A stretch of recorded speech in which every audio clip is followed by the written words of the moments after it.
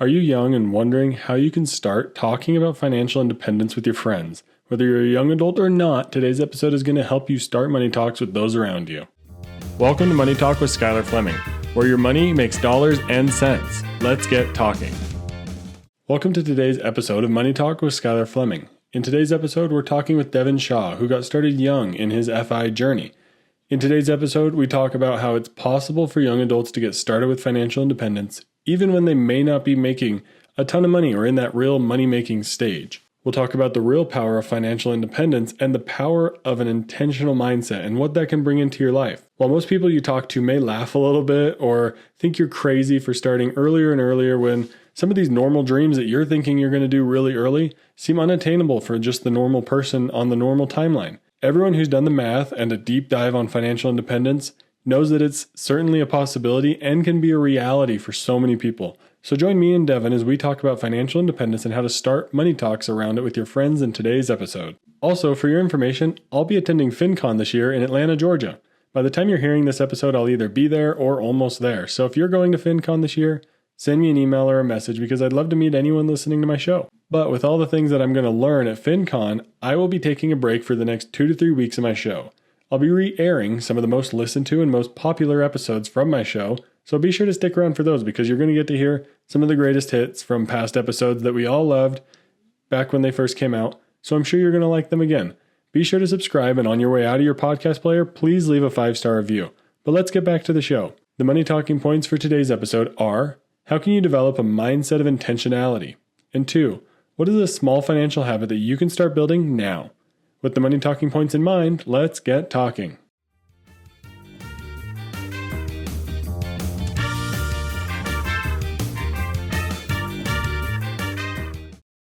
Hello, everybody. Welcome to today's interview on Money Talk with Skylar Fleming. Joining me today, I have Devon Shaw, and we're here to talk about starting those financial independent-based money talks. And I'm excited for this conversation because I heard Devon on Choose FI, likely a very popular podcast you've heard about. So I'm excited to talk with Devon, learn a little bit more about how he gets Money Talk started, and really just get to know him and know his FI journey. So Devon, would you go ahead and introduce yourself for everyone? Hello, everyone. My name's Devon. I am a 22-year-old college student in Minneapolis, Minnesota. I go to the University of Minnesota, and I am studying mechanical engineering. I found FI roughly a year and a half ago, and since then, it's just been a whirlwind of change and all for the better. So I'm looking forward to talking to Skylar. Yeah, I love, let's make sure to harp on that whirlwind for the better. So there's going to be some changes coming in everyone listening live. You're going to be talking about these things that are a bit intense, but let's get started with how did financial independence change your mindset about money? Financial independence kind of gave me a direction. I've always been more financially inclined. Like when I was in middle school, I was talking about house hacking. I don't even know where I got the idea from. I've always told people I'm going to retire by the time I'm 40. I've always been interested in investing. It just kind of gave me the tools to make my aspirations that I had as a kid a reality. Like I always knew like I'm going to retire by the time I'm 40, but I didn't exactly know how I was going to get there. And then I stumbled upon Choose FI, and I finally had the tools and was able to find more tools to get to my eventual goals. Yeah, and you mentioned you're studying mechanical engineering, but certainly you're in college. That's not a very high earning place yet. You're probably spending a lot of money on college. How is it even possible to get started with FI when you're not in that career yet? I'm in a fortunate position because I'm actually in the National Guard, so college has not been too expensive for me. I'm in the very fortunate position where I actually go to school and I get paid. But it is very possible to get started in FI as someone who's not making a lot of money. Like I'm not making a lot of money by any means, but because FI is just like almost a mindset centered around intentionality. And you don't necessarily need a lot of money to get started. It could just start as $5 a week invested in an IRA just to get the habit built. And you can start just learning. Even if you can't actually put your learnings into practice, you can learn so that way when you do have the financial ground game to invest and to start on your FI journey, you have the education to get you to your goals. Yeah, and I noticed that in my own life as well. Like I've been doing this podcast for about 3 years. So I think like you, I've always had like that kind of financial mindset, and the tools that once you start looking into it help you unlock are huge. But my thought, and I'd be interested to hear what you think about this, but when you're in that point where maybe you're not making the money that you can really shovel in the right direction, it's still good to kind of prepare yourself, because then you know what's going to come and you can start living a more frugal lifestyle beforehand and kind of prepare yourself. Do you think even learning about it, even though maybe you're not putting everything into practice yet, do you think still learning is helpful? 100%. Like, I'm in the fortunate position where I'm hopefully going to buy my first house hack next spring, but I wouldn't be nowhere close if I didn't start a year and a half ago saving up for my down payment. I wouldn't be anywhere close if I didn't learn about real estate through the various books and podcasts I listen to. It's all about learning everything you can, because it opens up new possibilities to you without exactly being able to use everything. But eventually an opportunity will come by where you're like, hey, I know how to take advantage of this because of the knowledge that I already have. So I think it's definitely important just to keep learning, even if you can't put it into practice today. But there might be a day in the future that you can. Yeah, you mentioned house hacking as an opportunity. Is there anything else that comes to your mind right away as like something you couldn't have done if you weren't already on this path? I travel a lot, and that's completely enabled by the fact that I listened to ChooseFI and learned about travel hacking through them. The reason I was on ChooseFI was because I flew to Vegas and went to their Extraordinary Life event that they had there. And there's not too many college students who could just drop everything and fly to Vegas for a weekend. Yeah. And that was entirely enabled by the fact that I was already pursuing FI and had money saved up, had my investments on autopilot, had the credit card points to spare, and I was just able to take advantage of the opportunity because I'd already been preparing for it. Just like you could take advantage of an opportunity with the things you're learning about already. I had the opportunity to go down to Vegas. I just went to California for a weekend. Same thing. I think in total it was $120 for the flights, and it was me and my girlfriend round trip from Minneapolis. Nice. Yeah, my wife and I had that same sort of thing with our trip to Hawaii. I think we paid $200 something after all the other points and stuff like that. And that is not how much they should have cost. So you get to kind of do some of that fun stuff before you even get to the retirement portion of, like, before you're living completely financially independent. There's so much stuff that you can learn and that you can begin to do. But one thing that I found that I'm interested to hear your take on as well is when I start telling my friends about, oh, I'm going to retire at 40, or I'm going to retire early, or we're doing this crazy trip, we're taking a couple months off or something like that, people tend to react like, well, that's obviously not the normal. They tend to maybe say, yeah, that's not really possible. Good luck with that. How do the people in your circles and your friends react when you tell them about becoming financially independent and retiring early? For the most part, they kind of just laugh, like, haha, sure, buddy. Like a little pat on the head type. Okay, yeah, you can. Type thing. You go ahead and do that. And then it's like even more exaggerated with people my age, because things have gradually gotten harder, right? And the idea of retirement, let alone early retirement, feels like a foregone, unattainable conclusion to a lot of people in my circle. They feel like they're never going to be out of student loan debt. They're never going to be able to buy a house. And all retirement comes after that. It just seems so unattainable that, like, me saying, oh, I'm going to be work optional and able to retire if I wanted to by 40, just like literally laughable, not almost laughable. Yeah, it seems impossible. And I get that same, I guess to give the audience the clarification, I'm 26, you're 22. So we're both, I guess, in the beginning stages of starting to develop. You're more in the beginning stages than I am, but like, I agree. Like, there's so many of those goals, like owning a house, that you're like, that's never going to happen. Or like you said, retiring early. If I tell my friends, like, we're all beginning to be more saddled by those life responsibilities, mortgage debts, things like that, that if, like you said, that intentionality that financial independence gives you beforehand really helps a lot with that, because you can make those choices instead of just being forced into various choices. But I really like what you said. People laugh at it because they don't think the normal is obtainable, let alone the early. So I love that. How do you bring up those conversations though? Like, how do you encourage people that it is possible? Kind of have like just an open door policy. Everybody around me knows I'm really financially minded. I like to talk about it a lot. So whenever I can, I take the opportunity. Like, if they come to me, you don't want to just go out and like Bombard people. Yeah. bombard it. It's like, you just need to save 50% of your money and then you can retire in 10 years. Like you can stand on the corner with a giant sign that says, save your money, the end is near. Yeah, it's like nobody's going to really listen to you. Like you can lead a horse to water, but you can't force them to drink. People will come to you when they're ready. So I just kind of keep an open door. And I guess there are some cases where I do kind of force it. Like I'm a sergeant in the National Guard, so every now and then I'll force all the lower enlisted to listen to a presentation about FI and retirement and all that stuff. Because it's an opportunity. If they want to listen, they can, and if they don't, I'm fine with it either way. But eventually you're giving them great knowledge, I'm sure.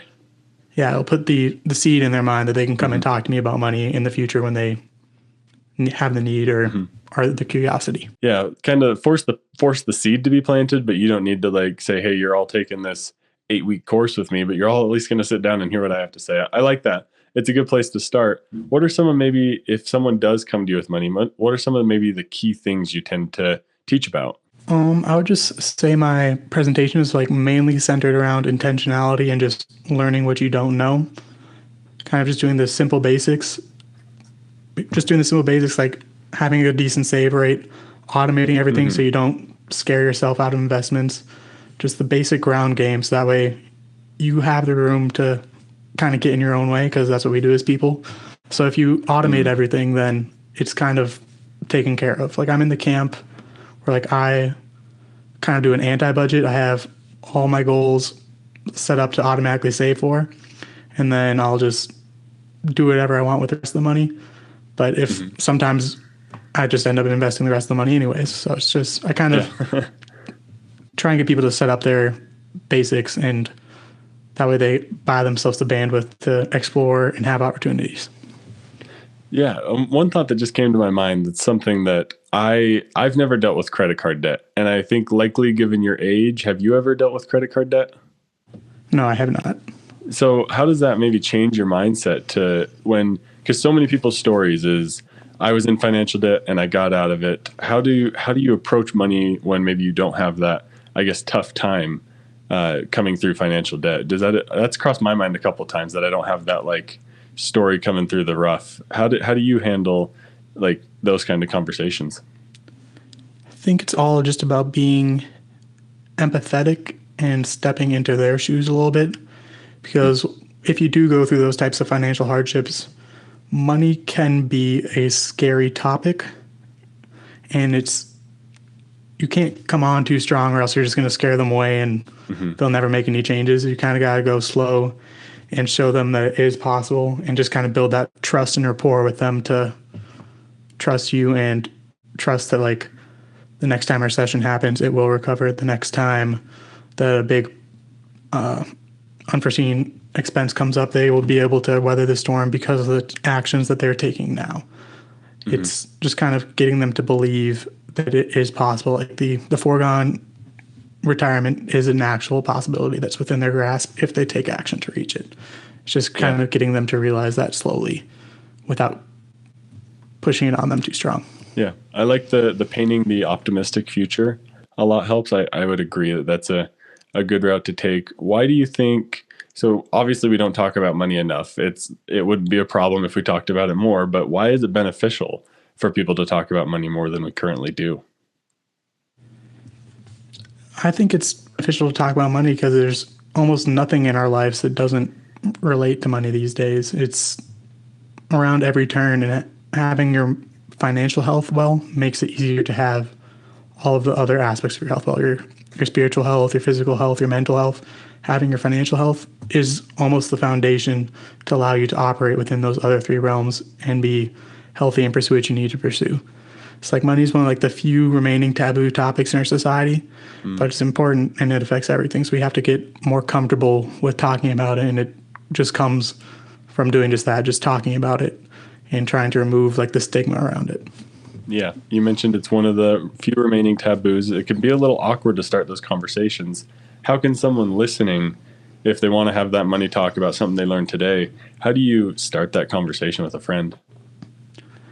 I would just say live it, like be the example. And if the people around you will see what you are able to do and what you have accomplished, it should, in theory, shine through you. And people will be able to come up and ask you about, hey, what are you doing? How are you able to drop everything and go to Vegas for a weekend, or how are you able to fly to California for free and that type of thing. Do you have any investment tips? You kind of just got to be the example, make them want to come to you rather than, again, because it's a taboo topic for a lot of people. If you go to them, you're going to get shut down. Yeah. I like the live it, but also probably live it without maybe showboating it as well. Yeah. We don't want to be on Instagram on our stories, be like, look at what I did. Cause then no one's going to like you. So you gotta enjoy your life, and people will naturally ask. Like my friends all the time, I'm sure you get this too. They ask like, oh, you guys went on that trip. How was it? Like for my wife and I, one of our recent trips, we were in Tampa for something with my day job, and we took an extra day and went to Disney World because we had that savings already working in the background. That trip was not planned at all. It's the most spontaneous my wife and I have ever been, but it's one of those things where you're able to say, oh, we were able to do this because of X, Y, and Z. And then you can use that as a springboard to teach people. Have you ever had someone actually come up to you after maybe one of your trips and ask you a little bit more? I've had a couple of friends come up to me afterwards. Like the trip I just took to California was spontaneous as well. Like we had the idea, I booked the tickets like the next day, and it was a done deal. So I've had a couple of people come up and just ask me like a little bit about that, which credit cards sign up for good rewards points, and just how credit works in essence. Like I still have a lot of friends that like are surprised when I tell them like I've used my debit card maybe 10 times since I've turned 18, and most of them have been by accident. Yeah, you grabbed the wrong card. Yeah, I get that. Yeah. Yeah, and that's the same sort of thing. Is like I tell people, oh, I have 10 credit cards, and they're like, what? How do you stay on top of that? You got to be in credit card debt. It's like, no, I'm not. It's because there's a strategy around them. There's some like process and thinking that goes into it. There's this card. I honestly have probably more than half of my credit cards have never actually physically been swiped. They're used online. They're used in just that one place that they get those rewards for. So there's a lot of ways you can optimize those sort of things. And once you start doing it, people will start asking. And yeah, that's fantastic. This has been an enlightening conversation, Devon. Thank you for joining. Hopefully we helped encourage people kind of start living your financial independence life, learn those tools now, start living them, and then the money talks will come, and they won't be awkward because you're going to have some lived experience. But Devon, a couple questions as we wrap up here. The first one's going to be, where can people find you online? How can they get in touch with you? And then the last one, after you answer that's going to be, what's one thing you wish you would have known sooner when it comes to money? Which I'm interested to hear from you because you are so young. I don't know how much sooner you could have known most of this stuff, but where can people find you online? I just want to say first, thank you for having me. And people can find me online at freedombytheday.com. And then the email for that is freedombytheday@gmail.com. Awesome. And what do I wish I would have known about money? Sooner, yes. Yes. It doesn't take as much change or as much money as you think to reach your goals. I feel like that's been the biggest thing I've learned over the past year since finding FI. My goal by December is to have, by the time I graduate this December, is to have a net worth of $50K. And starting last June, I was at 10. And I've made very marginal changes in my life, like my day-to-day lived experience. Hardly anything has changed. In fact, it's improved in a lot of ways. I can travel more. I eat healthier foods. I spend more time with friends. It's just the intentionality. It touches every other aspect of your life. How I said with the having the intentionality in your finances, it touches on to the intentionality in your spiritual health, your mental health, and your physical health. And it didn't take nearly as much change as I thought it would to reach my goals. And I feel like that's the one thing I wish I would have known, and I wish I would have started when I was 18. Yeah, well, yeah, me too. I mean, I was about like 20, I'd say 23 or 24 when I started all this. So I'm jealous of you starting even a little sooner, and hopefully we can keep talking to more people and get them starting even sooner. But I think that's a mic drop to leave it on. It doesn't take as much change as you think it does. So start small and get going. But Devon, thank you so much for joining me. Thank you so much for having me. It's been great.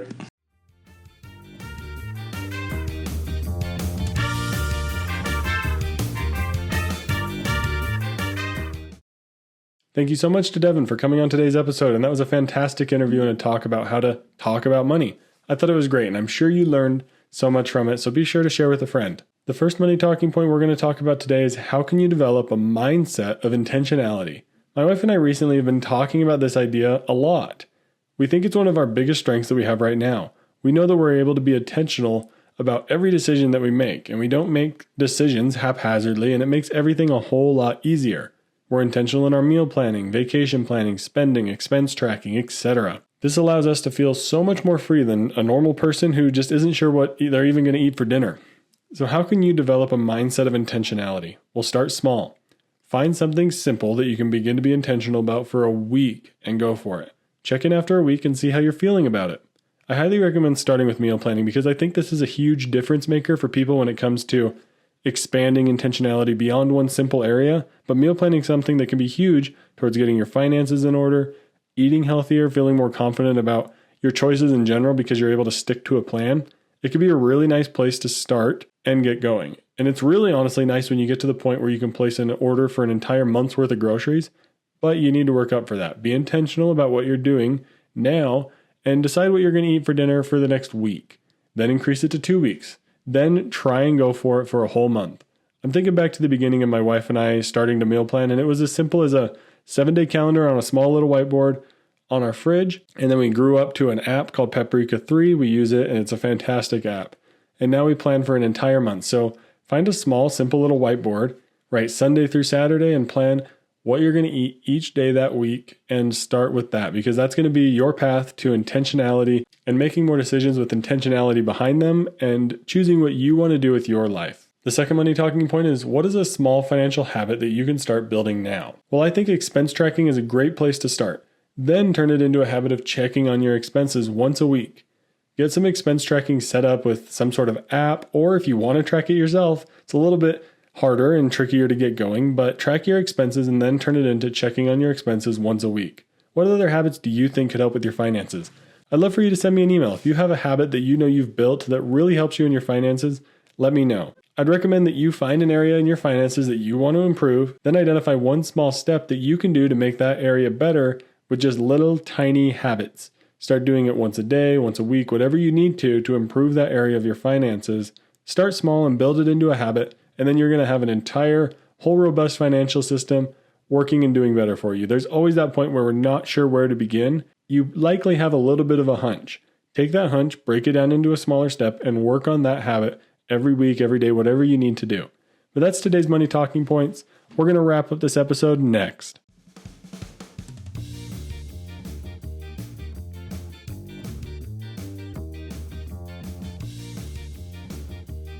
Again, thank you so much to Devon for coming on this episode. I had heard Devon on Choosify and I thought he had a great interview over there, so be sure to go over and check out Choosify. It's a great podcast. If you don't listen to it and you're listening to this one, thank you for finding my podcast first, but Choosify is one of the biggest ones in the space, so be sure to go and check it out. And of course, check out Devon's information in the show notes if you want to follow him more, read his blog, things like that. But thank you everyone for listening to today's episode. From this episode, I learned the power of being intentional and the freedom that it brings you in your life long before you even reach financial independence. Also, don't forget to have money talks and plant those FI seeds with your friends. Mention things that you're able to do because of those big goals you have in your life, and then help people get excited about the possibility of financial independence. Remember, I'll be at FinCon this week, so if you're going there, let me know and come say hi. I'd love to meet anyone listening to the show. But remember to leave a 5-star review on your way out of the episode and share it with a friend. Don't forget to schedule a Money Talk with the link in the show notes. Simply click on it or go to moneytalkwithskylarfleming.com/chat and let's get talking. Thank you for listening to Money Talk with Skylar Fleming. I'm your host, Skylar Fleming. Have a great week. Thank you for listening to Money Talk with Skylar Fleming. This show is provided for informational and entertainment purposes and may not be specific to your unique situation. Please be sure to do additional research before making any financial decisions.